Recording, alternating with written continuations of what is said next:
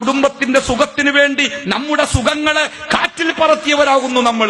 ഞാനിപ്പോ കഴിഞ്ഞ അടുത്തേ ഗൾഫിൽ പോയപ്പോഴേ അവര് 15 ദിവസത്തെ യാത്രയാണ്.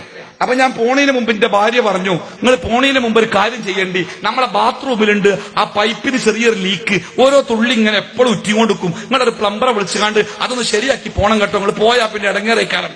ഞാൻ പറഞ്ഞു, ഒരു തുള്ളി വെള്ളമല്ല വീണോട്ടെ. അപ്പൊ നല്ല ഒരു തുള്ളി വീണല്ല, ബാത്റൂം എപ്പോഴും നനഞ്ഞുകൊണ്ടേക്കാരം, അതുകൊണ്ട് നിങ്ങൾ അതൊന്ന് ശരിയാക്കി പോണം കേട്ടോ പറഞ്ഞു. വൈപ്പേ ഞാൻ നന്നാക്കിയിട്ടാ പോയത്.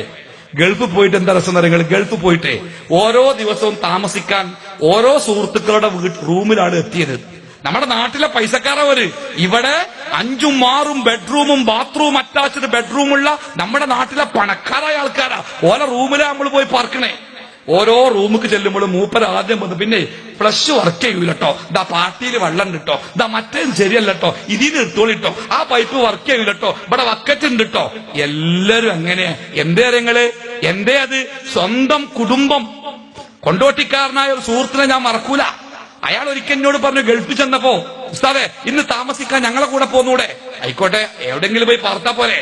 അങ്ങനെ മരുഭൂമിയിൽ കൂടി 10-30 കിലോമീറ്റർ ഉള്ളിലേക്ക് സഞ്ചരിച്ച് ഒരു ലേബർ ക്യാമ്പിലെ എത്തിപ്പെട്ടെ. ഒരു റൂമിൽ 6-7 ആൾക്കാർ താമസിക്കുന്നുണ്ട്. ചൂട് AC ഇങ്ങനെ വെറുതെ ചുമരുമ കിടന്ന് കൃന്ന് പറയല്ലാതെ ഒരു തണുപ്പ് കഴിഞ്ഞില്ല. ഞാൻ ആ റൂമിൽ കിടന്ന് വേർത്ത് നേരം വെളുക്കോളം ഞാൻ ഉറങ്ങിയിട്ടില്ല. മാത്രല്ല, നേരം വെളുത്തപ്പോ അതിലേറെ ഒരു ദുരന്തം. കമ്പനിയിലേക്ക് തൊഴിലാളികളെ കൊണ്ടുപോകാനുള്ള ബസ് ഈ ടെന്റിന്റെ മുമ്പിൽ ഇങ്ങനെ വിറച്ച് കിടക്കുക, പോകാൻ സമയമായിട്ടുണ്ട്. ആളുകൾ ഇങ്ങനെ ബാത്റൂമിന് മുമ്പിൽ വരിക്കുക. ബാത്റൂം പറഞ്ഞാല് നമ്മളെ സമ്മേളനങ്ങളൊക്കെ കാണാറില്ല, ആ ഫൈബറിന്റെ ടെമ്പററി ബാത്റൂം ഉണ്ടല്ലോ, ആ ബാത്റൂം ഇങ്ങനെ ആ വാതിലിങ്ങനെ പുറത്തുനിന്ന് തള്ളിപ്പിടിക്കണം, ഇല്ലെങ്കിൽ ഇങ്ങോട്ട് പോരും. ഉസുറും മുളിയുള്ള ആള് പുറത്തുണ്ടെങ്കിൽ ഓനിങ്ങനെ തള്ളിപ്പിടിക്കാമാണെങ്കിൽ അതാ ബാത്റൂമിന്റെ അവസ്ഥ. അങ്ങനെയൊക്കെ ഓരോ ബാത്റൂമിന്റെ മുമ്പിലും 10-15 ആൾക്കാരുണ്ട്. അപ്പൊ എന്റെ ആതിഥേയൻ കൊണ്ടോട്ടിക്കാരൻ, അയാൾ എന്നോട് പറഞ്ഞു, ഉസ്താദ് എങ്ങക്കറിയോ, ഞാൻ ഇപ്രാവശ്യം നാട്ടിൽ പോയപ്പോ എന്റെ വീടിന്റെ പുതിയ വീട്ടിലേക്ക് താമസം മാറ്റിയിട്ടാ പോന്നത്. നല്ല വീടാണ്, 4 ബെഡ്റൂമുണ്ട്. 4 ബെഡ്റൂമും ബാത്റൂം അറ്റാച്ച്ഡ് ബെഡ്റൂമുകളാ. മാത്രമല്ല പുറത്ത് 2 കോമൺ ബാത്റൂം വേറെയുണ്ട്. എന്റെ വീട്ടിൽ ആകെയുള്ള ഭാര്യ 2 മക്കളും പിന്നെ വീട്ടിൽ ജോലിക്കെടുക്കുന്ന സ്ത്രീയും. രാത്രി ഒറ്റക്ക് കിടക്കാൻ പേടിയാവുമ്പോ തറവാട്ടിൽ നിന്റെ ഉമ്മ കാവല് വരും. ആകെ എന്റെ വീട്ടിലെ ജനസംഖ്യ ഇതാ ഈ 5 മൗലവി. ഇവരാകപ്പാടെ ഉപയോഗിക്കുന്നത് ഒരു റൂമും അതിന്റെ ബാത്റൂമാണ്, ബാക്കിയുള്ളതൊക്കെ വെറുതെ കിടക്കുകയാണ് മൗലവി. എന്താ അയാൾ പറയണേ, മൗലവി 6 ബാത്റൂമുകൾ സ്വന്തമായിട്ടുള്ള ഞാന് ഈ പൊളിഞ്ഞു വീഴാറായ ബാത്റൂമിന്റെ തകരവാതിലും തള്ളിപ്പിടിച്ച് ഞാൻ ഈ കാവൽ കിടക്കുന്ന ത്യാഗം എന്റെ കുടുംബം എന്തെങ്കിലും അറിയോ മൗലവി? ഞാൻ പറഞ്ഞു, അറിയിക്കണ്ട, അവര് ജീവിച്ചോട്ടെ. അങ്ങനെയല്ലേ നമ്മളൊക്കെ? അത് അറിയിക്കാതെ ആർക്കാ ധൈര്യമുള്ളത്? ഇന്നിപ്പോ ഈ മൊബൈൽ ഫോണും അതേപോലെ മാസത്തിൽ അങ്ങോട്ടും ഇങ്ങോട്ടും വരവൊക്കെ ആയപ്പോഴല്ലേ. പണ്ടൊക്കെ പോയാലേ 3 കൊല്ലം കഴിയാതെ സൗദിനോട് ചോദിച്ചാ അടിയാ നാട്ടിൽ പോട്ടെ. ആ കാലത്തൊക്കെ പോയ ആൾക്കാരെ കുറിച്ച് ആലോചിച്ച് നോക്കി. ആർക്കാ ധൈര്യമുള്ള? എയർപോർട്ടില്, കരിപ്പൂർ എയർപോർട്ടില് ആ ഗ്ലാസിന്റെ വാതിൽ അടയുമ്പോ ഒന്ന് തിരിഞ്ഞു നോക്കാൻ ധൈര്യമില്ലാത്ത എത്രയെത്ര സഹോദരന്മാർ. ഇപ്പുറത്ത് സ്റ്റീലിന്റെ വേലിക്ക് പുറത്ത് നിറഞ്ഞ കണ്ണുമായി കാത്തിരിക്കുന്ന പ്രിയപ്പെട്ടവരെ തിരിഞ്ഞു നോക്കാൻ ധൈര്യമില്ലാതെ അടഞ്ഞ വാതിലിനപ്പുറത്തേക്ക് പിന്നിലേക്ക് കൈവീശിക്കൊണ്ട് കടന്നു പോകുന്ന എത്രയെത്ര സഹോദരന്മാരെ നമ്മൾ കണ്ടു. കല്യാണം കഴിഞ്ഞ് ആഴ്ച പോലും തികയുന്നതിന് മുമ്പ് പ്രിയപ്പെട്ട മണവാട്ടിയെ വാതിലിന്റെ പുറത്താക്കി കാട് പ്ലേറ്റ് കയറി മരുഭൂമിയിലേക്ക് പോയി കൊല്ലങ്ങൾക്ക് ശേഷം തിരിച്ചു വരുന്ന എത്രയെത്ര സഹോദരന്മാർ. എന്തൊക്കെ നമ്മൾ അനുഭവിച്ചല്ലേ. ഞാനും പണ്ട് കുറച്ചു കാലം പ്രവാസിയായിരുന്നു.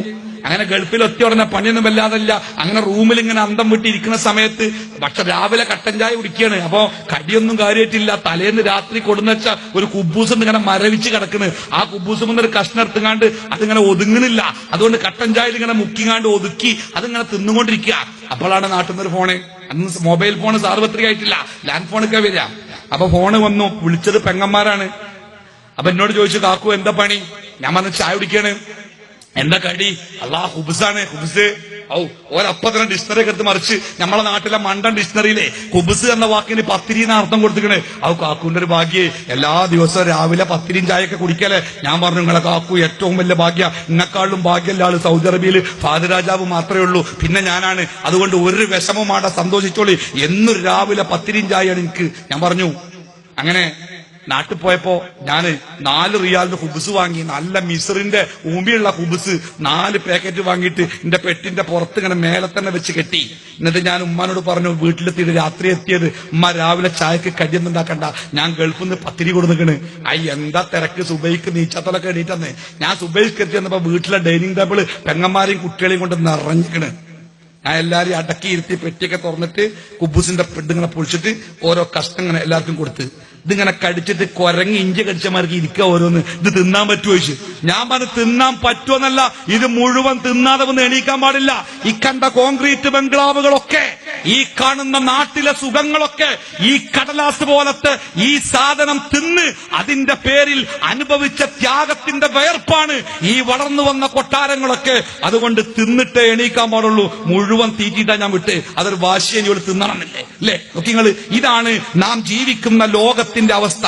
നമ്മുടെ പ്രയാസങ്ങൾ, നമ്മുടെ കഷ്ടപ്പാടുകൾ അത് എത്രയുണ്ടെങ്കിലും അത് നമ്മുടെ കുടുംബത്തിനെ അറിയിക്കാതെ അതുകൊണ്ട് ജീവിക്കുവാൻ നമ്മൾ ഇഷ്ടപ്പെട്ടു. നമ്മുടെ കുടുംബം പ്രയാസപ്പെടാൻ പാടില്ല.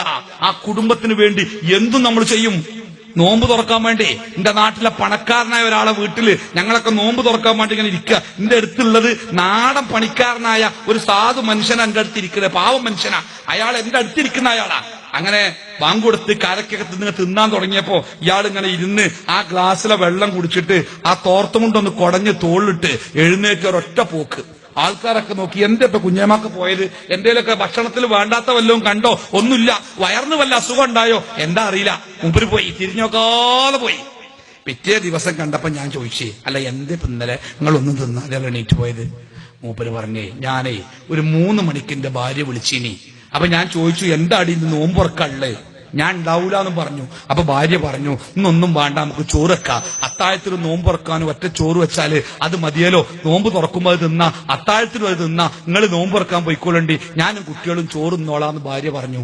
ഇവിടെ ഈ സ്വാദിഷ്ടമായ ഭക്ഷണത്തിന്റെ മുമ്പിലിരുന്നപ്പോ ആ മനുഷ്യന്റെ മനസ്സിലേക്ക് ഓടിയെത്തിയത് ചോറ് കുഴച്ച് നോമ്പ് തുറക്കാൻ ശ്രമിക്കുന്ന തന്റെ പ്രിയപ്പെട്ട ഭാര്യയുടെ, തന്റെ പ്രിയപ്പെട്ട മക്കളുടെ ദയനീയമായ ചിത്രം. അയാൾ പറഞ്ഞു, നോക്കടാ, എനിക്ക് തിന്നാൻ കഴിഞ്ഞില്ല, ഞാൻ എന്റെ വീട്ടിൽ പോയി ചോറ് നിങ്ങാണ്ട് നോമ്പ് തുറന്നു. ഇത് ആ മനുഷ്യന്റെ മാത്രം മനസ്സല്ല, ഞാനും നിങ്ങളും അടക്കമുള്ള ഏതൊരു മനുഷ്യന്റെയും മനസ്സിന്റെ ഏറ്റവും വലിയ പ്രത്യേകതയാകുന്നു അത് കുടുംബമാണ്. നമ്മുടെ മനസ്സിൽ മുഴുവനും ആ കുടുംബത്തിന്റെ സൗഭാഗ്യം, ആ കുടുംബത്തിന്റെ രക്ഷ, നമ്മുടെ മക്കളുടെ, നമ്മുടെ കുടുംബത്തിന്റെ രക്ഷ, അതാണ് നമ്മുടെ ജീവിതത്തിന്റെ സ്വപ്നം. അതിനുവേണ്ടി എന്തും നമ്മൾ ചെയ്യും, നമുക്ക് മടിയില്ല.